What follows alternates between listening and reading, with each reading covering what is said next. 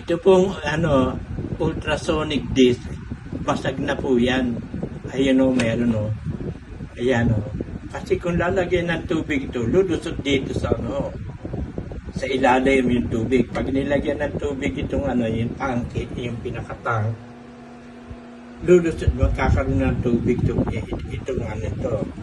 Eh ngayon, pag nilagyan na ito, lulusot dito yan sa ay kuryente o dito, ito nasa loob.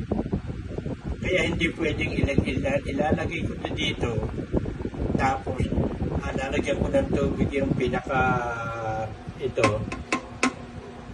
Pag nilagyan ko ng tubig ito, ang mangyayari, papasok dito ang tubig, eh kuryente yan. Hindi ko pwedeng lagyan ng tubig na nabasag ito. Yun lang po. Salamat po.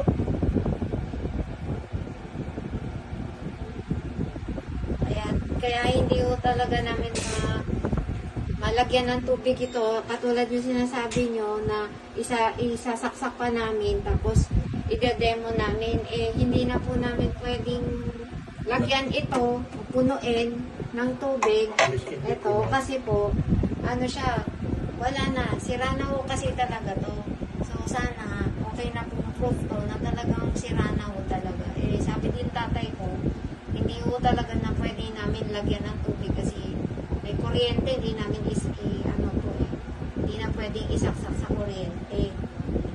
Eh, kaya kanina po, yun nga, nag-chat ako sa inyo, sabi ko wala talagang biscuit, hugasan ng vinegar, wala talaga. Eh, yun pala, nung nakita namin, nung pinakaloob, basag na po ito. Kaya, binuksan na po ng tatay ko yan, nakita nga, basag na talaga. So, dinikit lang sa ilalim ng scotch tape para lang demo po ay kasi wala na po yan na po yun. Kaya, hindi na po namin ma-demo yung may tubig tapos may miss. Eh, wala na po talagang miss yan kasi nga, sira na talaga yung yung ultrasonic disc. So, sana okay na po yan. Proof na talagang sira po talaga yung item po. Talagang wala nang miss.